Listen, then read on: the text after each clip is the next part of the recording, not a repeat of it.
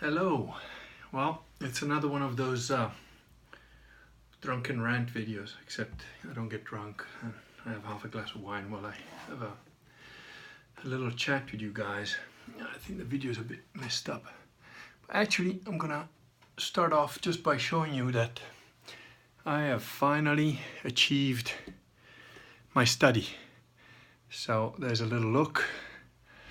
You got an old typewriter there, which is brilliant actually. I'm gonna show you this bit because it's just awesome. So you know the QWERTY typewriters, which this one is, by the way, because you can still see it's QWERTY typewriter. So that is just kind of not cool. But what is cool is this mechanism here, which has got a wheel that is inside here. And just give me a second while I pull that out. There you go. And if you can see, this wheel has got all the letters on there. And the wheel goes on here. Yeah, the wheel goes on there, so that when you push a key, the whole wheel goes down and strikes the paper. This means that this keyboard, you can type as fast as you like, and the keys don't get jammed, which was the original reason why the QWERTY keyboard was invented, by the way. The QWERTY keyboard was invented because it slowed people down, because it's a sort of a natural way of placing the keys. Now this keyboard here is not a QWERTY keyboard, and well, originally, sorry, this typewriter didn't have a QWERTY keyboard. It had one of the faster keyboards. But unfortunately, by the time this one came about, it wasn't marketed as well or whatever. So the QWERTY keyboard was already considered the standard. So the second, I think, or maybe the third of these typewriters were made with a QWERTY keyboard, even though you didn't need it because, you know, it was faster. And this is fully functional. It works. You know, you can type a book with it if you want. I tried to type a short story in it. I've got a couple more typewriters up here. There's an Olivetti in there, I think, and an English one. I forgot the Royal. Oh, I can't remember. But anyway, there's a couple in there. When I get a bit more of a chance, I'll put them on display. And there's my world domination map, the other original world domination map. This is an interesting piece of work because it's an old scale. I think it works, except I'm not 100% sure because I can't see through this little optical piece, which by looking through there, you should be able to see through here and through a lens there to make sure that everything is aligned properly. Anyway, I knew a guy in South African engineer that had one of these, and you can weigh with one of these old things. You can actually weigh the weight of the ink on the signature of a business card. You'll be able to pick up that weight on one of these, and it's fully analog. You know, it's all mechanical weights and so on. So pretty interesting. All my old furniture here that. Vintage furniture that's cost me a lot less than if I'd bought brand new one from IKEA or whatever. I think I've shown you guys this before, my old sort of collection of ancient bits and pieces of stuff. This is an interesting piece because this was a bullet that was given to me by some of my colleagues on a job that I worked on when they were digging out the ground in Gunsbury Park, and they found a bunch of ammunition there later. You know, they found that first one and they just gave it to me as a bit of a joke.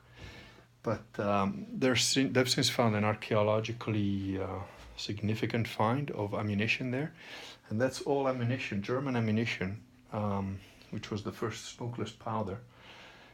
And it's in Gunsbury Park when it was owned by the Rothschilds. So a bit of a weird one, that. And then up here, you know, I've also got the map made from photographic satellite pictures of Mars. So I've got Mars there, I've got Earth there, and it's a pretty cool study. It's pretty much my. I'm just gonna put this back here so you can see me again in the normal mode. There, let's see, hopefully. All right, that should work. So sorry about the very professional camera work there, but as you can see, it's a very professional setup I've got on my phone and a little tripod. So today's little rant, totally unscripted because I don't know what the hell I'm going to say next, is about pickup artists. Give you a little bit of background on my view of pickup artists. On the blog, on my blog, the gfilotto.com, you can see my contempt for them pretty much without any reservation. I didn't know anything about pickup artists until quite late into it. The book The Game had come out. I didn't know anything about it, and I was through. I'd sort of given up on relationships. Had my first divorce, then a couple of other relationships that I'd tried at that failed pretty spectacularly. And then after that I was just like, well, whatever. So I went through a string of girls in a very brief period of time. And the way I'd go about this is I would be very direct, very honest with them and tell them, look, not really into relationships, I don't know, And as soon as they did anything that upset me, that I found unacceptable, I just nexted them. I just like, okay, bye, we're done. And I'd go through this sort of little routine of, I'd see 1, 2, 3, 4, sometimes up to 5 girls at a time. Wouldn't lie to any of them. Some of these girls were knew very well that I was seeing other women at the same time as them, and they kind of competed for it anyway. So, not necessarily, I'm not bragging when I say this stuff. Some of it it's not, I don't think of it one way or the other. I mean, I wasn't Christian then. I didn't think about this stuff very much. I was just doing what I wanted to do. And but being very straightforward with these women. And sometimes after training, I'd go for a drink with the guys, and it was there, one of these things that, a couple of incidents happened. Invariably, we'd talk about training, fighting, martial arts, guns, and women. Sometimes, mostly it was never me that brought women up, it was these other guys. But they'd seen various women come to pick me up after training, or come to meet me, or come watch training, and there were always kind of different ones, and they'd asked me about it, and I've always been very, I don't tend to kiss and tell very much, I just do my own thing. I sort of respect the privacy of the women that I was with, and even talking with friends, I might, discuss certain details, but not in a way that was necessarily disparaging towards the women at all. Certainly not to my mind anyway. But and one of the guys said, hey, have you read this book, The Game? You should read this book. The guys in there are just like you, and blah, blah, blah. And I was like, well, what are you talking about? Said, no, these guys just go with a lot of women. And I was like, well, what's that got to do with the price of eggs in China, sort of thing? But anyway, they gave me this book, and I was like, well, okay. And I read it, and I was like, this is bullshit, I mean, now there are certain parts of the so-called pickup artist stuff that, certain patterns of behavior that certain men have and that other men don't have, and that certain men want to copy and whatever, which are sort of make sense. And but in general, most pickup artist stuff is bullshit, and the parts that are not bullshit are used in a way that is wrong. So I wanted to discuss that a little bit. So that is the general principle, right? Most pickup artist stuff that you read, that you get told, whatever, most of it is bullshit to some degree or other. And the parts that are not bullshit are used in a wrong way, are fundamentally applied sort of in a wrong way. And this is generic, Plus, if you're a guy that has to call himself a pickup artist, I mean, you're a dick. You're basically a dick, I mean, I'll give you an idea of what, and I read about these guys, and I read some of their stuff because I was interested in understanding this phenomenon. There was a time, sort of around 2000, 2006, maybe 10 years ago. I don't know, because I was late onto the scene of this stuff. I mean, I don't think I found out about it until about, I don't know, 2008, something like that, 2007. But it was quite a big thing. There was a lot of products being sold, books and videos and seminars at like $4,000 a pop, and I had, by that time, got quite seriously and learned quite seriously about hypnosis. And some of the stuff about the pickup artists talked about hypnosis. And so I was also interested in looking into that and seeing what kind of nonsense these guys are doing, because my take on hypnosis is something it would take me a while to discuss, but in any case, I believe that ethics in hypnosis is paramount. So I was interested in how these guys were thinking, how did they try to apply hypnosis if they did. And one of them was pretty clever, was pretty good at hypnosis. He was a good hypnotist. He's a good hypnotist. And he went by the name of Hypnotica, or Eric, as his real name is. The weird thing is that I was reading up on their theories, and there was a guy called Mystery and all these people, and they were it was just such a kind of like geek fantasy almost, right? And the thing is that these so-called pickup artists, you started spotting them. You go out to a club or you go to a bar or something, you'd see these guys wearing like a tuba hat and like goggles and shit. And I was like, fucking hell, look at these people, they're just morons. And invariably, they would end up being two little buddies, like just homoerotically egging each other on and doing nothing. One of the funniest places that I saw that at was I went to meet my then girlfriend, which became my second wife and then my second ex-wife, and at a bar that was pretty upscale, sort of the center of the city in London, where like a lot of lawyers and bankers go. And I was straight out of training, so I was in a sweaty t-shirt and like I think camo trousers or something. It's just like I was completely. I mean, they stopped me at the door and they basically said, "Dude, you can't come in here." It's sort of like you can get away without wearing a tie, but you should be in a suit or like proper clothes, and you're like in a fucking t-shirt and camo trousers. And I was like, look, man, I'm meeting my girlfriend. She's in there. So I just gave her a quick call. And she came with her friends. So there was like 8 girls, most of them pretty decent looking. Some of them pretty hot. All saying, oh, come on, to the bouncers. You got to let this guy in as our friend, And it was just like, I just walked in with my t-shirt and my fucked up trousers. And the guys in this place, there was a lot of them. They were like trying to, like, you could see they were there, hunting. It was a hunting ground for single men, single women. And the looks I got from the men in this place was just like fucking daggers. Here comes this guy who's like probably older than most of them, although I present pretty well, so dressed like shit. And I was surrounded by women. I was the only guy, and it was like 8 single women all talking, laughing. We're all joking and having a great time. And these guys are like, they couldn't do crap, to the point where the other girls that were sitting with them, and it was obviously like first dates or meet with friends or whatever, they started to like come and talk to the girls that were hanging around my table and started asking, who's this guy? It's just because they thought I must be some kind of celebrity or something. And it's bullshit, I was just being me, and these guys are just with their... I did another place, so some guys with a tuba hat and goggles and their so-called peacocking equipment, and it was just pathetic, to the point where I actually walked up to them. I said, look, man, what is wrong with you guys? Stop doing that shit. Look, this was another place, different place, but again, I was the only guy with like 5, 6 different girls, and I don't even remember who was there or whatever, but I told them, I said, look, that girl over there, she's single, she's a pretty decent girl.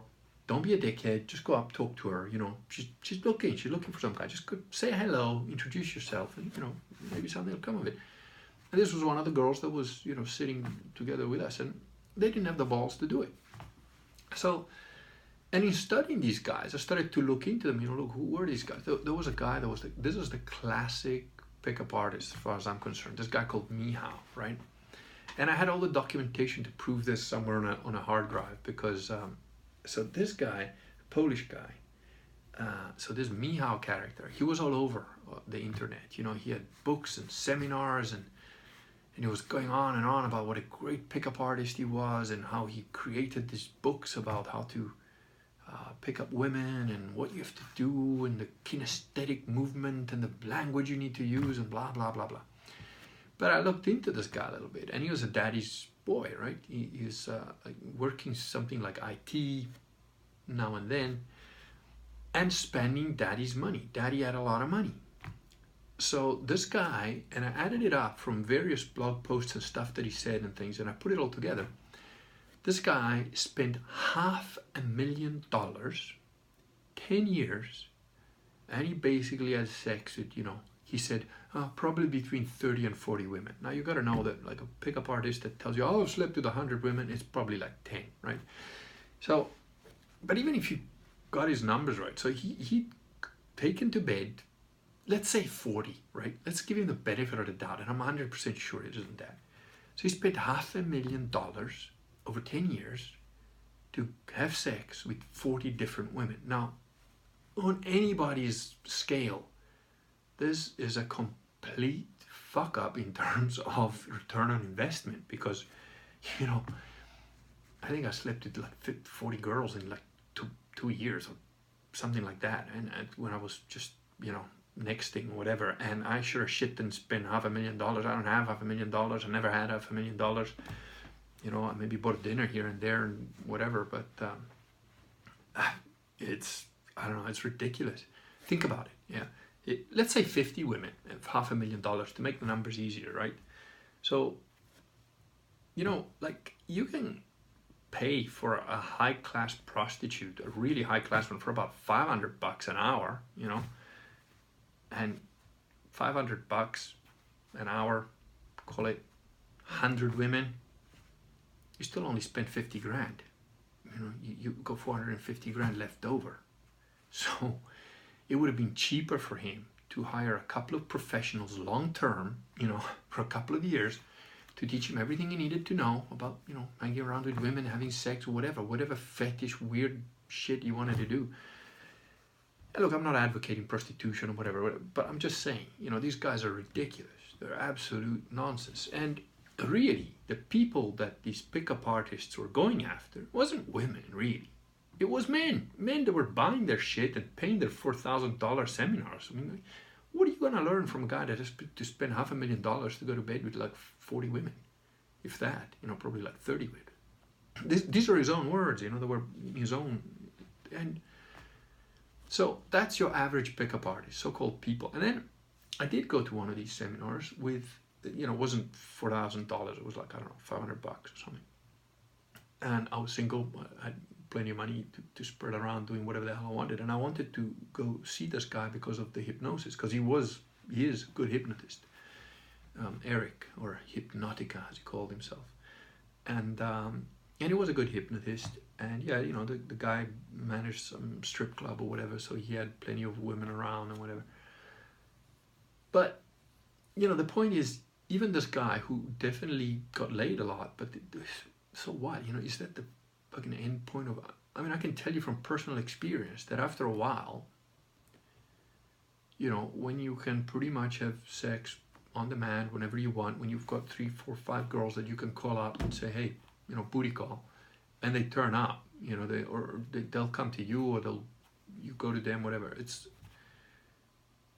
it's fun at first and whatever in their so-called secularized society. If you're a hardcore Christian listening to this, you're probably fucking hair standing up on end and you're like throwing holy water at the screen. I get it.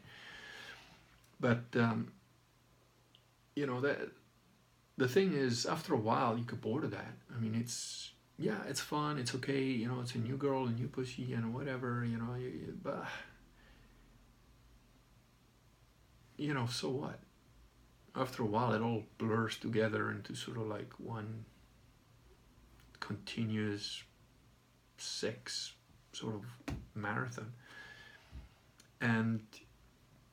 But the evil side, or what I call the nefarious side of this pickup artist stuff, is that even if it were, even the bits that are true, sort of like the don't react to women's emotional stuff, you know, which is a fair, that's a pretty good, but okay, here's an example, right? What they call shit tests, you know, like if a woman is like testing you, and they do, women do this, they don't consciously go out to wreck your life like that by like testing you, but that's just what they do. It's biology, you know, they're designed to look for the biggest, strongest monkey in the group because they know that monkey will protect them and feed them and whatever. And we don't live in caves anymore, and we don't look like monkeys so much anymore, but the biology is still there, you know. So they'll throw little stuff at you, and if you like freak out every time that you're like, oh my god, you know, why are you asking me this, and where are you going with your friends or whatever, it's just dumb, you know. You're gonna, but at the same time, if you make this like the law that no matter what emotions a woman shows at you, you just have to be a cold-hearted bastard, that's bullshit. That's complete fucking bullshit. You know, women are human beings and their brain works completely different from us for very good reasons. Because they're women and they're supposed to have kids and raise kids, and that's being mothers. And there's a whole different aspect of life that goes with doing that. So if you ignore, you know, if you completely ignore all the emotional outbursts of a woman that you're with, that's bull. You're gonna fuck things up. You know, you're not gonna be happy. She's not gonna be happy. It's not gonna last, because you have to understand when a woman's emotional bullshit is bullshit, when it's created by an original good function that, however, is twisted in the modern world and doesn't really apply, and you have to gently lead her out of that bullshit. Or you know, when it's a real thing, when it's a, you know, if your wife has a go at you because you're a dickhead as a father, that's a valid reason. She's right. Shut the fuck up and change, you know. So it's not about, you know, and it does tend to lead, and I hate using this word because mostly in modern world when the word misogyny is used, it's complete bullshit. But you know, if you grow up on this pickup artist nonsense where you believe that women are these, like, you know, creatures whose only function is, you know, you can fuck them in every orifice just for your own pleasure, and that's it, and all you gotta do is do whatever you need to get that out of them, and that's it. You are an empty shell of a human being. You're pointless. You don't matter. You're a negative. You're a net negative. And most of these pickup artists are jokes as human beings. They're complete failures in every aspect of anything that matters to anybody. And I've seen quite a few of them, and I've you know, tackled quite a few of them. I've pointed out a couple of things to them, and they get really, you know, they're not happy when you point out the truth to them, and when you show them up with very real facts, with very real things. So, but I want to mention something that, you know, there's a sociosexual hierarchy that Vox Day came up with about sigmas, gammas, and it's very interesting because, you know, again, when I first saw it and I first glanced at it, I thought, oh, well, this is, you know, pickup artist bullshit. But then I looked at it a bit more, and since then Vox has done a couple of videos on it, and he's explained a bit more what he meant by each one of the classifications, and it's not just nothing to do specifically just with pickup artistry or the sexual relationship between men and women.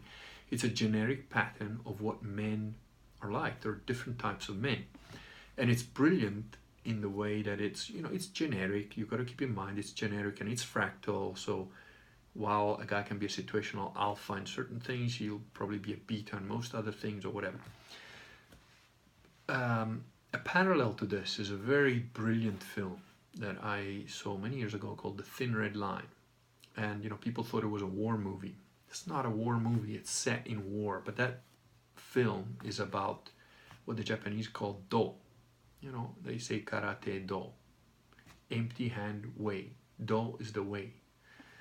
So, The Thin Red Line is a film about different men types, different men's ways of dealing with extreme situations like war. And there's going to be characters in that film that you relate to more than others. And the character I related to the most in that film was the character played by Sean Penn, because it's purely individualistic. He's brave, but he doesn't give a shit about the status of the being brave. You know, he saves a guy, and the captain, who's just a poor little guy who can't handle everything, says, "Oh, I'll commend you for a medal." And the sergeant, the Sean Penn character, says, "If you dare to commend me for a medal, I'm gonna leave you in the shit you're to do it by yourself. You're gonna get yourself killed because I'm not gonna help you anymore. Fuck you. You don't dare to try and give me a medal for that." Because he's real, he's a man. And he doesn't give a shit about the accolades and the bullshit. And he knows it's all bullshit, and he knows that they're just trying to kill you and nobody cares, sort of thing.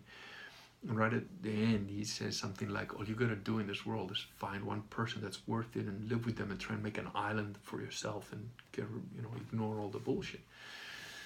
So in that respect, that character is what I think Vox calls a Sigma. But there's an interesting, in one of his recent videos, Vox mentioned this, and when he came up with the classification of Sigma, everybody, especially all the Gammas, wanted to be Sigmas. I'm a Sigma, and it became a joke where it's like, in order to be a Sigma, you have to dual wield Colt 45s while hanging upside down from a helicopter, killing enemies or something. And it's just hilarious because, Vox is a Sigma and I'm a Sigma, and it's like, it's a pretty clear pattern, like the people that know me, that I had a recent email conversation with a guy who I respect quite a lot, who's definitely an alpha, and he's sort of a leader of a pack type of thing.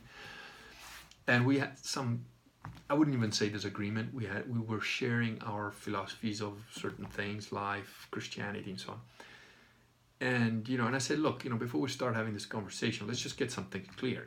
I know you're the alpha of this little group that we're both kind of in, and I don't give a shit because, I'm also kind of a Sigma, and, forget about all the jokes and all that shit. I don't care about any of this stuff." And his response to me was like, "Yeah, dude, there's no need to belabor the obvious. If you're not a Sigma, the whole classification has no meaning." So it's quite interesting, though, because what Vox said about Sigmas, that's absolutely true, is that, this is the result of damage when you're very young. And as he was saying, it turned out very well for him. Although his wife mentioned to him and said, "Look, just because it turned out well for you, the fact that you're kind of a sociopath in how you act towards the rest of society, the fact that the rest of society has no effect on you pretty much because you're just doing your own thing, and doesn't mean it's necessarily a good thing. It's kind of worked out for you, for us, and it's a good thing but it doesn't mean that it's good in general." And he admitted that, which I think is quite nice of him, because I've noticed Vox is a little bit protective, understandably so, right? Understandably so protective of certainly of his family, which is good, and sometimes of his own weaknesses, because the guy's had people go after him for 15 years, so it's only natural.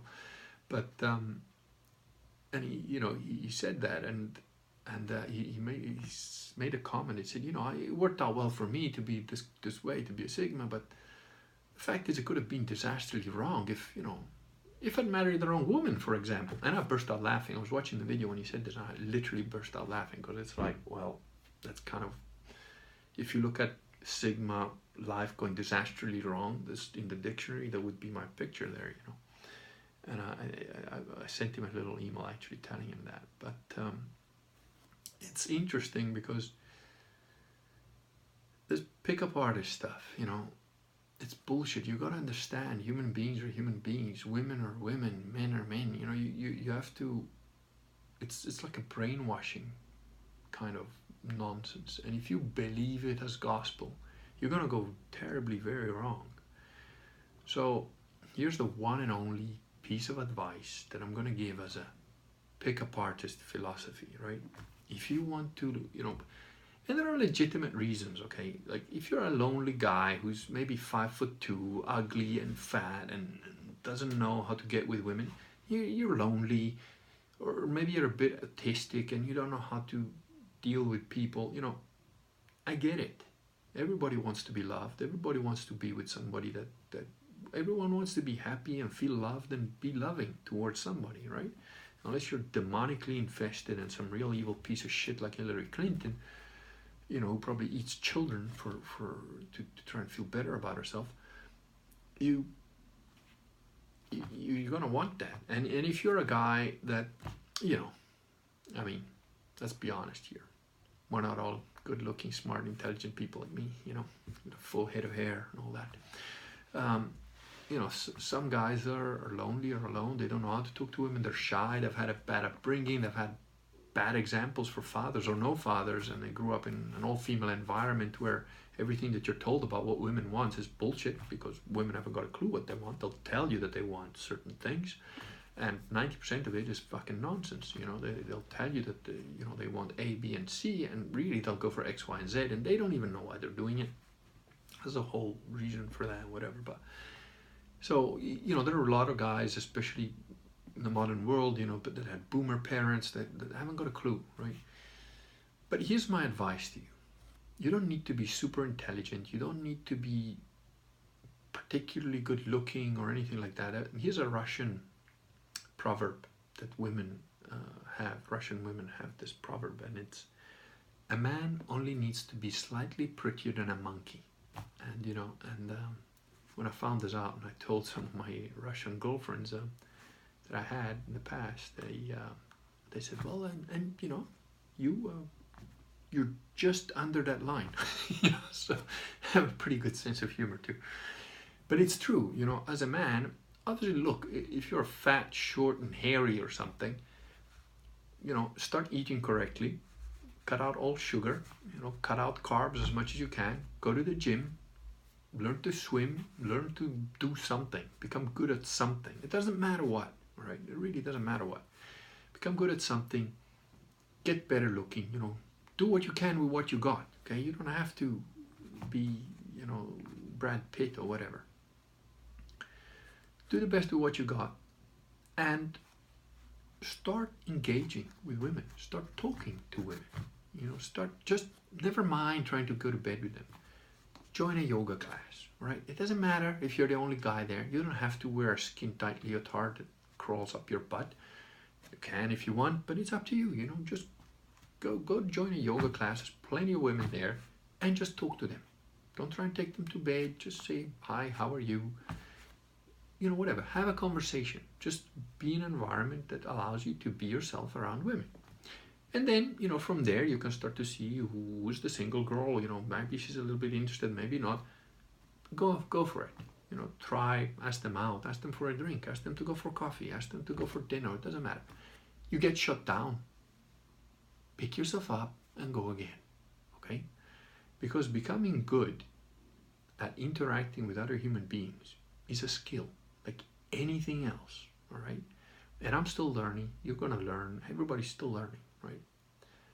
If you want to become a good martial artist, what do? You don't do it by reading a book. You don't do it by listening to some bullshit that the guy's telling you about, you know, I'm a Krav Maga expert and you need to do this.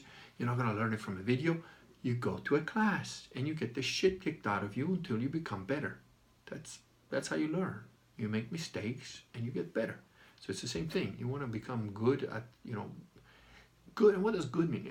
You want to become able to find a woman that fits with you, fits with you, with your philosophy of life, with how you want to be, with the number of kids you want to have, whatever, where you can talk to her enough and you can present yourself enough to her that you can engage enough with her that it gives you a chance to have a relationship with her.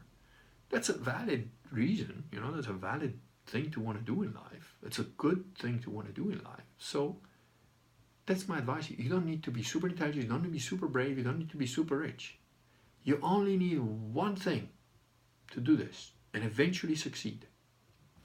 How long it takes you to succeed, there's a number of factors involved, but you only need one thing. A pair of balls. Okay, so if you've got a pair of balls attached, check, you know, reach down, take a grab. If you've got a pair of balls, that's it, that's all you need. Go, talk to women, make your mistakes, make your fuck-ups, start to learn from your mistakes. Start to learn that if a woman rejects you, maybe it's not you, maybe it's her, maybe she's on a period, maybe she's got a boyfriend she didn't tell you about. Maybe she just doesn't like your face. And so what? I've had women tell me, oh, you'd be great, but you're just too tall, you know, and you know, because I asked them, I would also ask them, you know, if they said, you know, if the conversation, I'd say, okay, cool, this is not gonna happen between us. And sometimes it would be me making that decision, sometimes it would be them. But when it was them, and I was comfortable enough by then that I would say, yeah, that's fine. Because I'm also pretty quick about it. Like, do we like each other? Do we not like each other? We're going to explore where this goes or not. That's over coffee, first date. So, and sometimes they said no. And I said, okay, that's cool. I got no problem with that. Can you just tell me from your perspective what it is that you, and they'd be shy at first. Some of them wouldn't want to say. But I say, no, look, honestly, and they'd realize that I'm not lying. I wasn't bullshitting, because, women have got a pretty good bullshit detector. I say, look, just tell me. What is it? Is it my face? Is it my, whatever. I don't mind. I don't mind what it is, but it's just for myself. I want to know, And some of them would say, oh, you're too intense, or, and I remember one said, look, actually, you're kind of perfect. The only thing is you're too tall for me. She was pretty short. I actually laughed. I was like, that's, thanks, for being so honest. But, sometimes it's just that. There's nothing you can do about that. There's no point getting upset about it. It's just stupid, And remember this. There's someone for anybody out there, okay? I've known women that would only find short, slightly accident-looking people, like guys whose faces look like they've just been mangled in a car accident, or, they're all lopsided and asymmetric, whatever.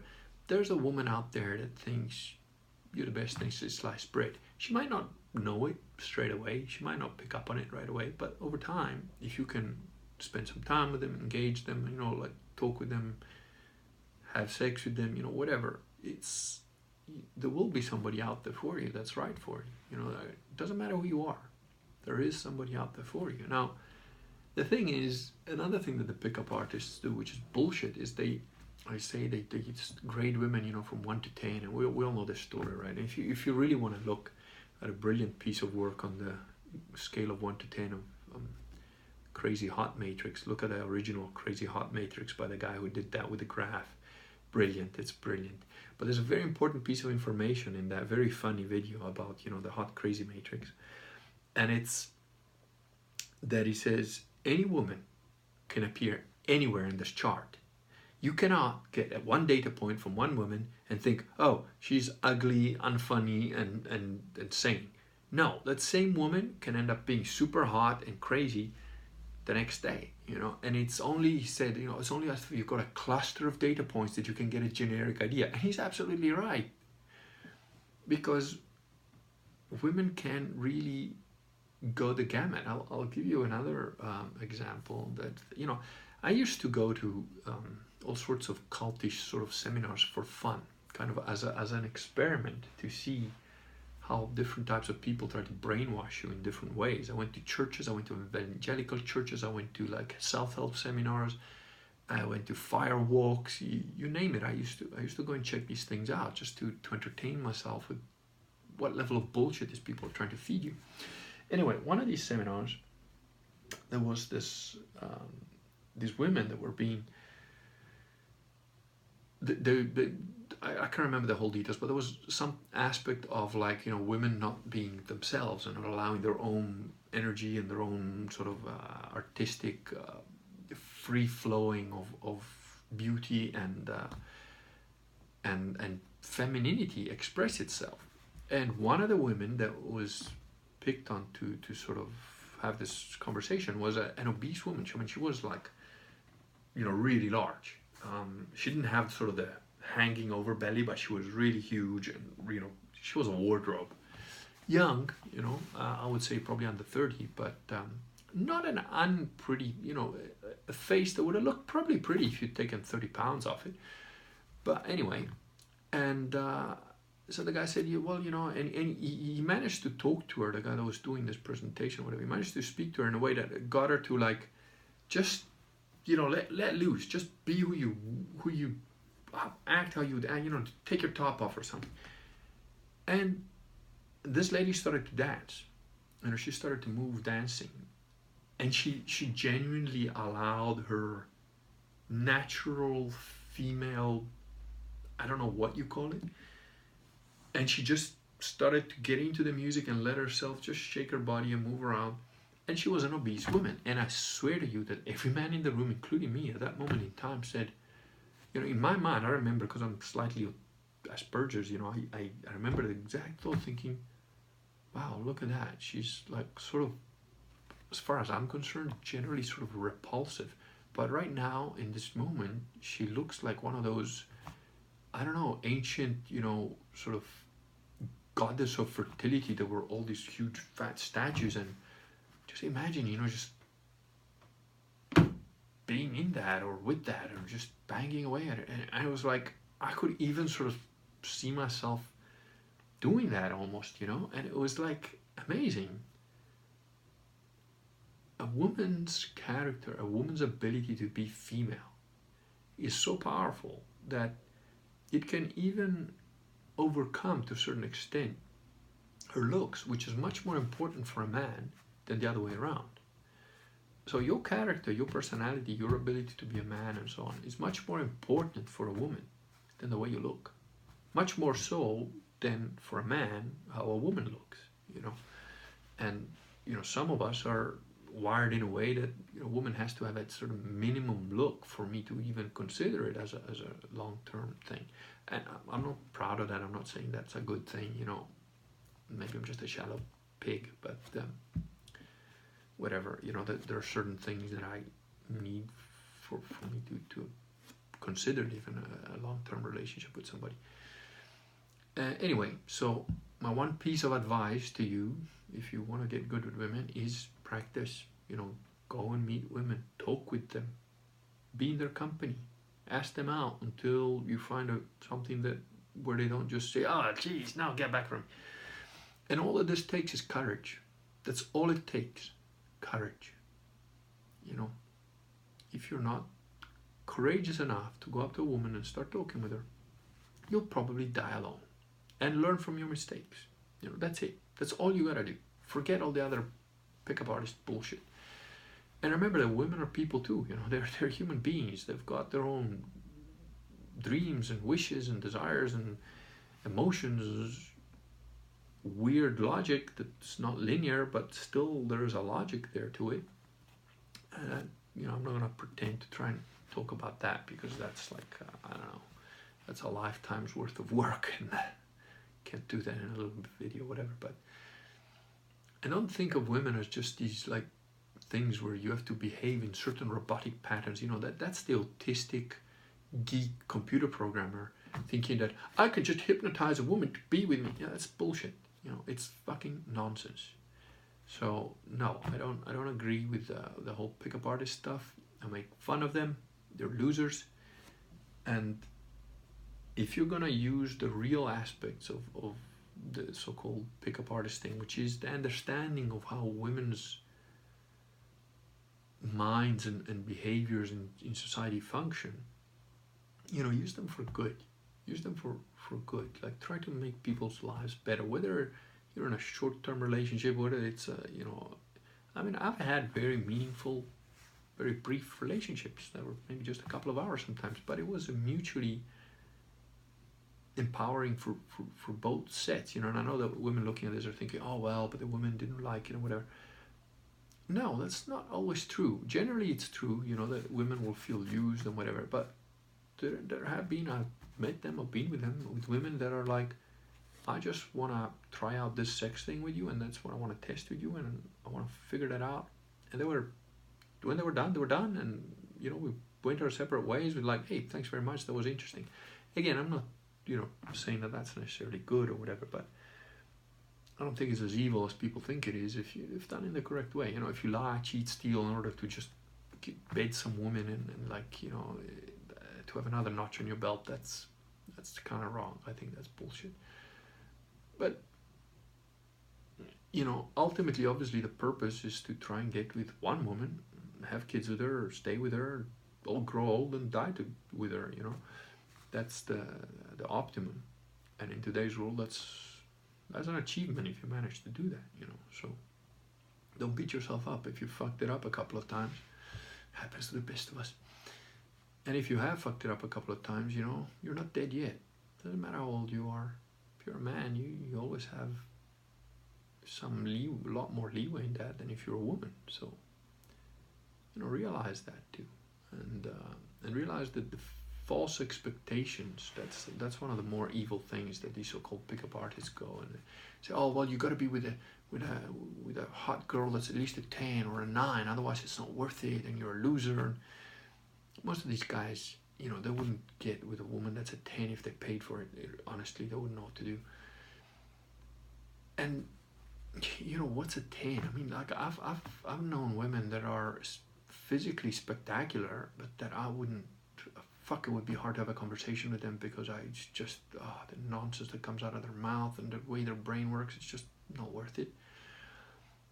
And I've known women that are, not particularly attractive, and most of those I haven't been to bed with, but that I'm pretty good friends with because their personality, their characters is good, And I've had pretty much everything in between now. And you gotta know what your own level is. If you're gonna start grading human beings by like a scale of 1 to 10, then my first question to you is, what's your number? What's your number? And if you have to reduce it to just one number, that's it. That's your number. It doesn't matter that you might be a 10 here and a 2 there. No, what's your number? What's your number? And if you're grading other human beings on that thing, remember that you've got a number too. You've got to have a number, right? So, what's your number? And if you're not a 10, why the fuck do you think you should be with a 10? Very few people are 10. I mean, as a general rule in grading, when I was doing karate competitions or whatever, I didn't give 10. It doesn't exist. In the Olympics, judges that give it 10. Never seen it. I don't, some judges will give it 10 and I'm thinking, idiot, 10 is perfection. And perfection doesn't exist. I've been with women that are 9.9s physically. Mentally, they're usually a mess, but the 10 doesn't really exist. So think about it. If that's how you grade the female of the species, then what number are you? What number are you? One number. And then if that sort of hits you the wrong way, then start to think about it a little bit more. Maybe you're a 10 in computer programming. That's not very attractive to women. And maybe you're a 3 in your looks. Maybe you're a 3 in your physical health. Maybe you're a 3 in your age because you're in your 60s. Whatever. It's fractal, right? You're not one thing. If you reduce all a human being to one thing, then so these are patterns. And try to avoid the patterns of behavior that crazy women that are going to be bad for you have. Sometimes you got to learn that by trial and error. Hello. Yeah. I drink wine. I don't go to these meetings, I heal myself. No, so, and doesn't matter how many times you screw up. If you're still alive, you're still on earth, you can reset, you can try again. It took me 3 times to get it right, so. There's another important thing, you can't predict the future, you can't predict life always, the first time I met Vox in Paris, we were talking to some younger guys and trying to inspire them a little bit. And he said something that is absolutely true, that I agree with 100%. And he said, look, I'm going to be 50 soon. This was a few years ago. He's 50 now, and I'm going to be 50 this year. And he said, but even if my wife left me, and ran off with Milo, because Milo was there. Milo's very gay, so that would have been unlikely. But anyway, so say she runs off with Milo because he's more entertaining, whatever. What would I do? Would I get crushed? No, I'd find some other woman, probably younger, just to get back at her a bit maybe, and start again, and it's true. That's what you got to do. If you're a man, just keep going, man. So there you go. That's my little rant against pickup artists. I think most of it is bullshit. It's not bullshit. It's being discussed in a way that's wrong. And all you got to do if you want to find the right woman is start to know women, start to meet women, start to talk to them, It's not going to kill you. It's not that difficult, just start talking to them. It's not that hard. They're just people, like everybody else. So there's that. And as a little, yeah, that's that for the pickup artist video. That's it.